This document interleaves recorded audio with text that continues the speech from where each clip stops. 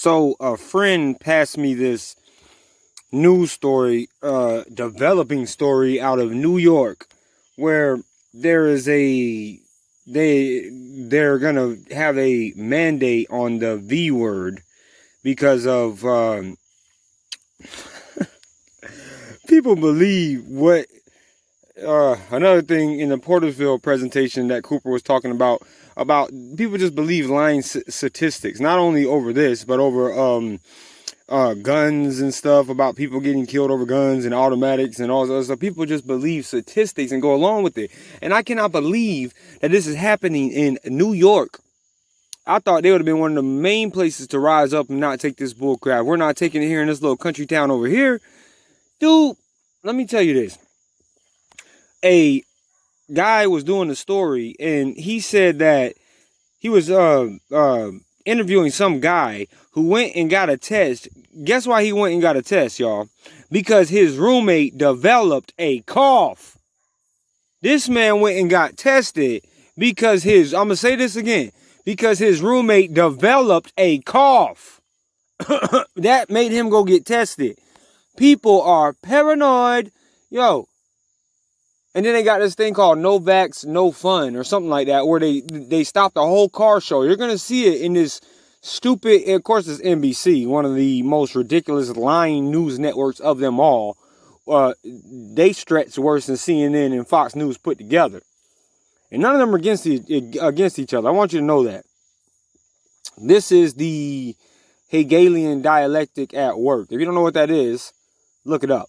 Look into it. Research what is going on here, because another thing, I don't know why I keep on bringing up the Portersville presentation, but he was saying this thing about the Hegelian dialectic. When they want people to do something, what they do is they create two different sides and they all fight over it, and they create frontmen for these sides and make it seem like, you know, they're all for this and all for that, and then they let the people end up getting to a conclusion that they thought that they thinking that they're bringing upon themselves, but this was the conclusion that both sides wanted in the first place. That is the Hegelian dialectic. And when it comes to the political Hegelian dialectic, it's even worse.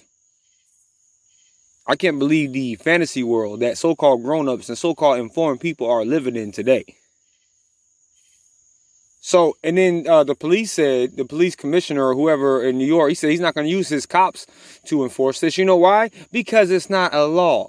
That's just as dumb. They say, oh, the mayor did this. That's just as dumb as saying the governor made a mandate. Listen to this. Well, actually,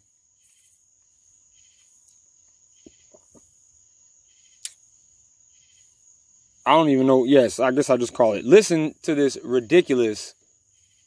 I was trying to think of another word, but I can't think of another word other than ridiculous news story that they're passing off as a real news story. And somebody's actually supposed to believe this. This is literally the Twilight Zone. Listen to this bullcrap. We're also tracking the fallout from the vaccine mandate in New York City. In just 6 weeks, on November 13th, you'll need to prove you've been vaccinated to get into bars and restaurants and gyms and most indoor entertainment venues in the city. But the question remains, how will that new rule be enforced? NYP Commissioner Dermot Shea said today he is not using his officers to do it. And the city's new no vax, no fun rule may have helped kill the auto show. The New York International Auto Show mentioned the vaccine requirement along with the increase in cases as possible reasons for their decision to cancel this year's show. And there's renewed interest in COVID testing in the city. News 4's Gus Rosendale found lines reminiscent of the past in Brooklyn. In Williamsburg, long lines, ×2. First up, Michael getting tested off Bedford Avenue after a roommate developed a cough. A lot of people don't wear masks around here, so you want to be overly cautious as possible. Up next, across the street, another line outside a city MD.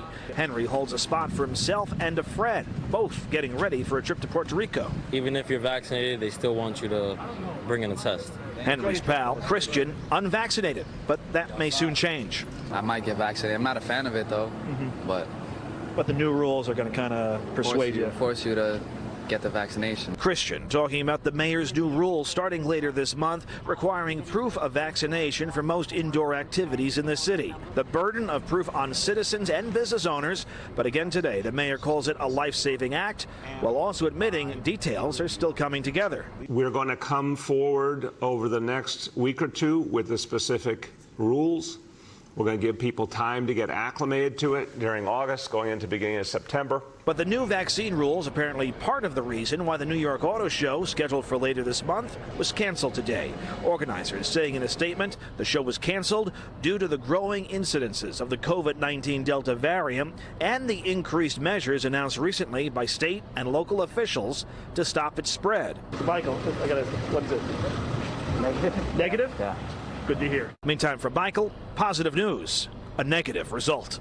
Again, out of abundance of caution, just be ready for anything. And some other big changes today, along with the auto show being canceled. The New York City Wine and Food Festival will be held in mid-October, but vaccines will be required. Also, the Met Gala in mid-September will require vaccines and also masks. That is, if you got your invite. On the west side, at the Javits Center, I'm Gus Rosendale, News 4 New York.